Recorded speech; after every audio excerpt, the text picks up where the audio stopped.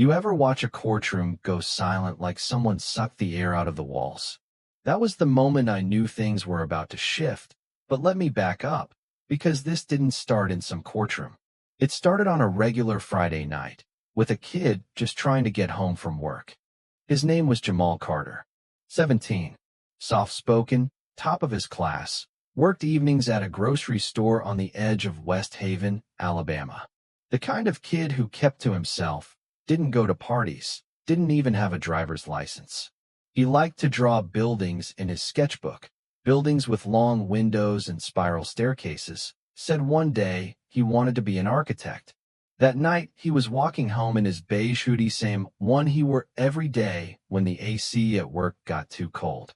2 blocks down, past the gas station on Alton and 10th, that's where everything flipped upside down. A cruiser swerved around the corner, no siren, just lights. Jamal raised his hands before they even opened the door. Another squad car pulled up, then a third. The questions started flying before he could speak. Where were you 10 minutes ago? Got anything on you? Where's the money? He tried to tell them, just got off work. He still had the receipt in his bag. But none of that mattered. They shoved him against the hood, ripped open his backpack, dumped his sketchbook, pencils, gum wrappers onto the sidewalk. Found nothing. Still, one cop muttered into his radio, black male, beige hoodie, slim build, matches. They hauled him in. Back at the station, it all happened too fast. Fingerprints, mugshot, no explanation. His mom, Carla, showed up an hour later, shouting at the front desk. His dad, Marcus, didn't say much, but his fists were clenched so tight the receptionist wouldn't even look at him. The public defender they assigned, Alan Briggs, walked in holding a half-empty coffee and a stack of old case files. Didn't ask Jamal any real questions, didn't even make eye contact. You're being held for armed robbery and resisting arrest, he said, like it was routine.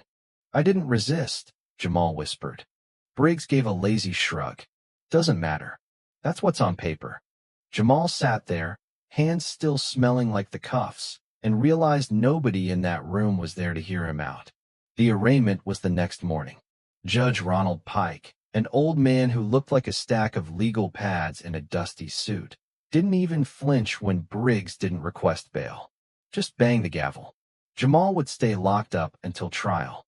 The thing is, Jamal didn't scream. He didn't cry. He just got quiet. Sat in that cell every night staring at the stain on the floor and thinking how fast everything could vanish if the system needed someone to blame.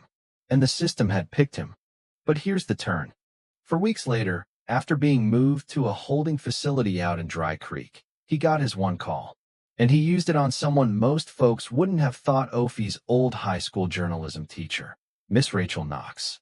The kind of woman who used to say, ask the question nobody wants you to ask, and ask it twice.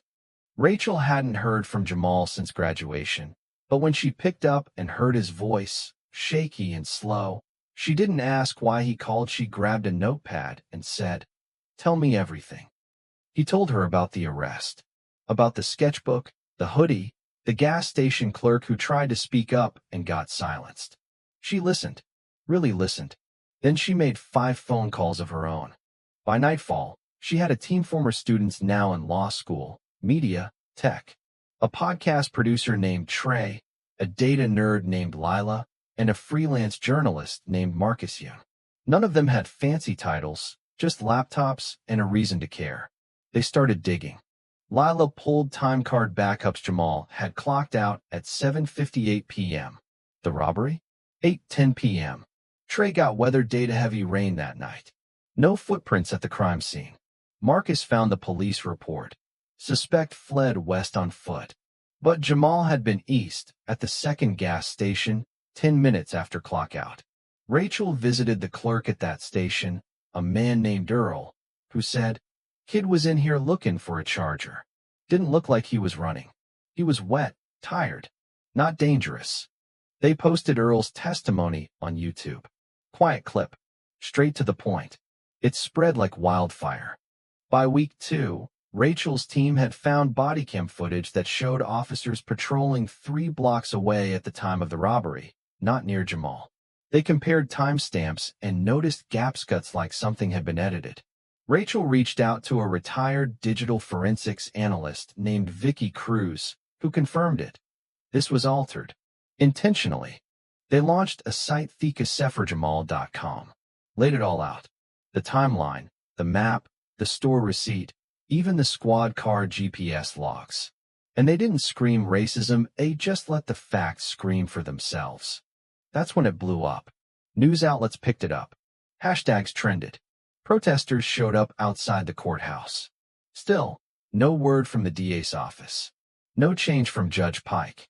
But Rachel had one more card to play. She called in a favor from a guy named Devin Walker, a former detective who left the force after testifying against misconduct.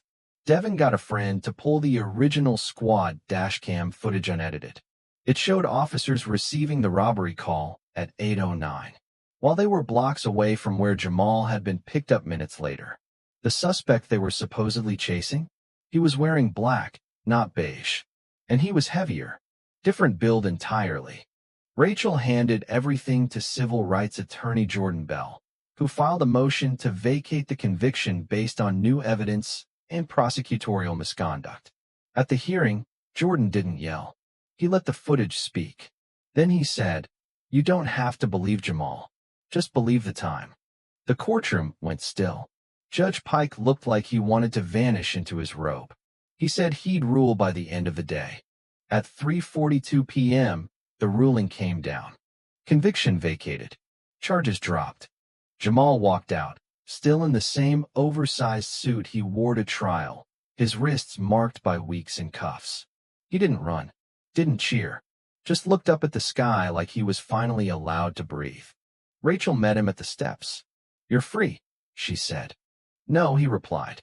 "I'm just finally visible." That night, they didn't go to a rally. They went home. To his mom's fried catfish and mashed potatoes, to his room with the sketches still on the desk, to a door that closed without bars. The next morning, he sat at his kitchen table and drew a house one with a tall glass front, a staircase that wrapped like a ribbon, and a door no one could lock from the outside. He wasn't drawing just a house. He was drawing freedom. And the system? The judge resigned a week later. The DA was suspended pending investigation. Other cases tied to Judge Pike started getting reviewed. But the damage that never fully goes away. So if you're hearing this and thinking, that's just one story, you're right.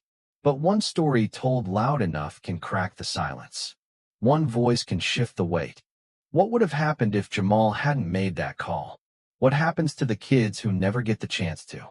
Let us know what you think. Was justice finally served? Or did the system just hit pause? Drop your thoughts below, and don't forget to share this story because the next Jamal might not have time to wait. Subscribe for more stories that matter, real voices, real stakes, and the fight for justice, one truth at a time.